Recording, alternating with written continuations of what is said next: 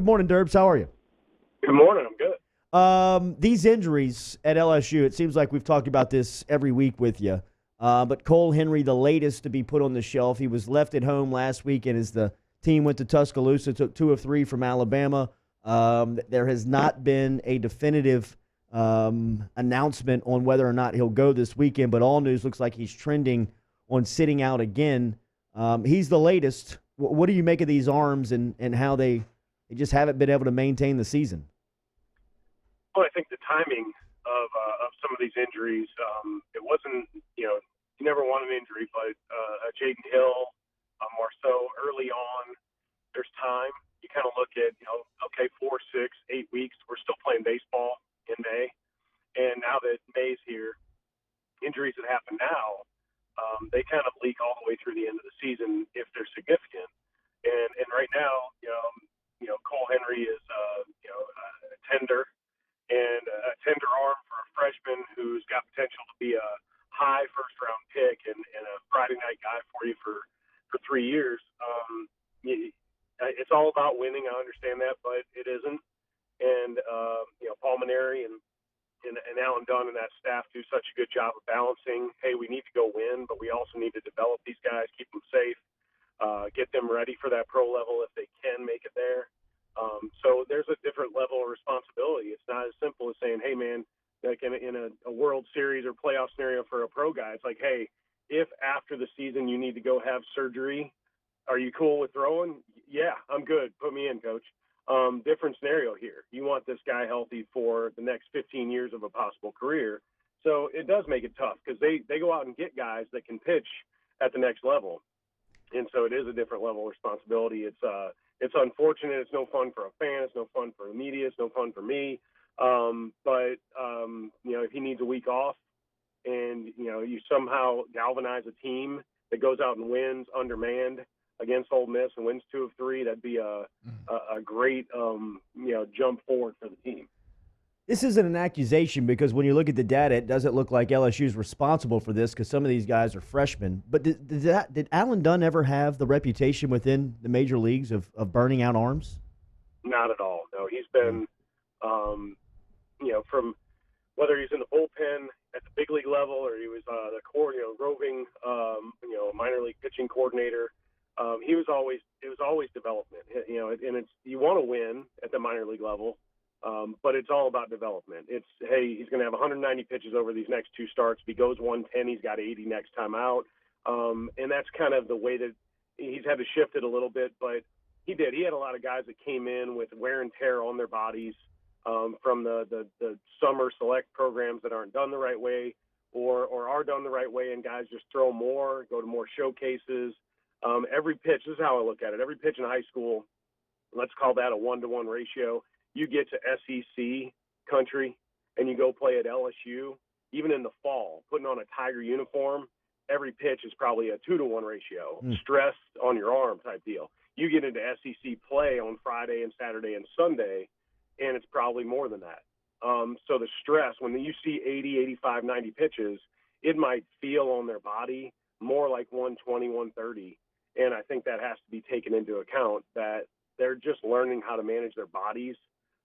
They're learning the difference between being tender, being hurt, being injured, whether they can go, how to manage ibuprofen, anti-inflammatories, what they need to do in their routine to pull back a little bit, to push a little bit. And that's where, in talking to guys like Nolan Kane and AD in the past, it's comprehensive. It's every kid is so individual that they may need more time off in order to pitch at 100%, or they might need to push harder because they've never really worked hard. So it's all a moving target, and it's a tough job.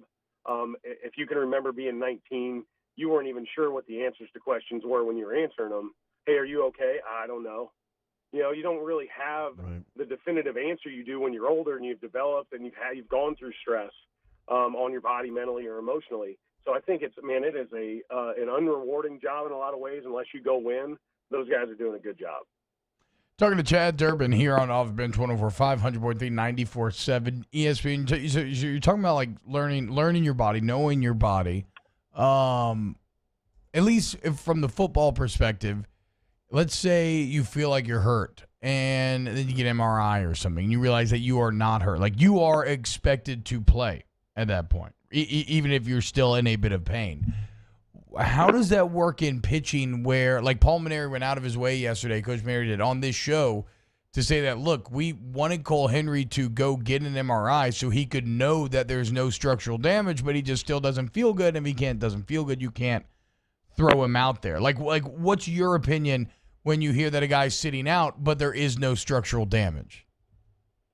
Well, it's individual. And, a lot of times a guy, if they're tender and they get out there and they start throwing, they get 30 pitches into their warm-ups, and they're like, man, I'm good. Or they get 30 pitches. This is the hard part. You go out on Friday night, and he does start, and he's out of the game in the first. That throws a monkey wrench into everybody's plans, because now the guy that's going to come in is a starter, or you do relieve and then let the starter warm up a little more. It's a monkey wrench. So at the pro level, I was the guy that wouldn't say anything. I'd go out and throw until I was 110 pitches in, and they're like, hey, Yeah. what was going on today? I was a little tender. Well, why didn't you say anything? You just don't say anything. Right. Because Because I like my job. I love my job. I want to get to the top level. I want to get paid. I want to do all that stuff. And I was the guy that the pitching coach would be like, hey, don't tell the media you weren't feeling well. Mm-hmm. Tell us. And I get it, but I'm not going to tell anybody. I didn't tell them I was hurt. They figured it out. So they're learning their bodies. Like we said, you are expected. You come back with a clean MRI, and your throwing program goes well, and you're a little bit tender. It's like, okay, well, let's try to work through that. There's no structural damage. It's just wear and tear. Maybe your body's just tired, and you need to work through this a little bit differently, do some different arm exercises, or don't do any at all. Get in the hot cold tub for contrast. Do whatever you need to do and try some different things to get yourself ready. This may give Cole a chance with 2 weekends off potentially to be fully loaded for that stretch run going into the regionals and SEC championship, all that stuff, the tournament. This could be great. Jaden Hill is close. Anytime you can long toss at an extended level and get out there, and he's got a really good pro arm, he's close. I mean, you throw like that, you can probably go 2-3 innings, build up your pitch count. Marceau, I think he could be a guy that sneaks up on everybody and throws 6 or 7 innings of shutout baseball, because he does have command. He does have 3 pitches. He's shown he can do it in the past. I think Eric Walker going out there with probably the least stuff on a staff. I know what it was like to be around guys like Paul Bird or Jeff Suppan, who's another pitcher that threw like 88, 89, and at the pro level, that's not throwing hard. And they go out there and just shut down teams like, man, I got to be able to do this at 93 miles an hour. And so I think that helps out these pitchers to see, hey, you don't have to try to blow a guy away with 94. It doesn't matter. They can hit that. So let's work the edges. Let's work front and back with a changeup, elevate a little bit, wrinkle in there for a strike with a breaking ball. They're learning. So Eric Walker is kind of the leadership role on that staff. He can go show them what to do. Wrapping up here with Chad Durbin. Okay, so as you mentioned, because right now, like Jaden Hill, no structural damage. Cole Henry, no structural damage. You talk about pushing yourself through that when you had no structural damage. Did that lead to you ever getting hurt? Like, did that lead to an injury ever where you pushed yourself too far? No, I did have a Tommy John, and I think it was from lifting too hard in an off season and going into an off season throwing program way too aggressively. Mm-hmm. So that happened early in my career. Later in my career, you kind of, you can feel the difference between, hey, I should probably not throw much more today, or maybe I need to be at 80%, but that's on a 35-year-old body. We're talking about 19-year-olds and how they feel. Any little inconsistency in their arm, they're hyper aware of it, and they can't let it go. It's, it keeps them up at night. First thing they feel in the morning is they extend their arm, like, oh, I did feel a little something. Man, the truth is, the older you get, the days you feel really good, you're almost scared to go out there and throw, because you're like, I'm going to get lit up. I'm going to get lit up. When you feel bad, you're like, okay, good. Everything hurts a little bit. I'm going to be fine. I know I'm not going to overthrow, because when I felt good, I'd throw 93, 94 too often, and it would flatten out. It would straighten out, and guys at the new kid, they'd hit it into fountains in Kansas City and second decks in Philly and stuff like that. But when I didn't feel great, I knew I had to hit my spot. I knew I had to execute on secondary pitches. I knew I had to elevate when necessary. You just become a pitcher. And I think these guys are going through those growing pains, literally and figuratively. and they're going to learn a lot from these stretches of time and know, hey, I can still go. I'm fine.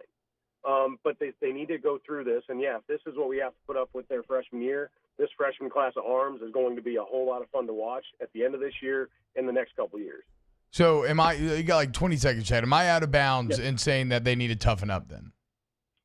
They do, but there's that fine line for a staff saying, hey, you need to toughen up and go out there, and they go out there and blow. And their arm blows up, and now what?